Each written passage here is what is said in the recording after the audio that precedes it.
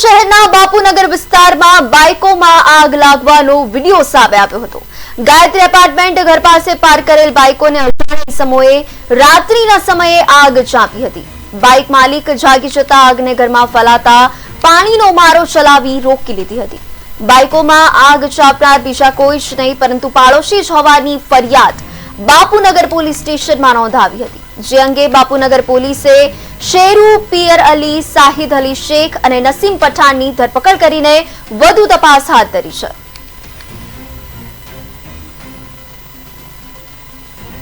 Bapunagar police station વિસ્તારમાં સુંદરમનગર પાસે Gayatri apartment આવેલા છે। ત્યાં આગળ જે ફરિયાદી છે સિરાજભાઈ, તેઓની ગઈકાલે એમના જે પડોશમાં રહેતા અને ભાડવત સાથે બાઇક મૂકવા બાબતે બોલાચાલી થયેલી હતી, જે બાબતનો ખાર રાખીને ગઈકાલે રાત્રે 3:00 વાગ્યાની આસપાસ જે 3 આરોપી છે શેરુભાઈ, શાહિદ અલી અને નસીમ અબ્દુલ, તે લોકોએ આ બાબતની બોલાચાલી થઈ હતી એનો ખાર રાખીને ગઈકાલે રાત્રે 3 વાગે એ લોકોના જે 2 બાઇક છે બાઇક સળગાવી દીધેલા હતા।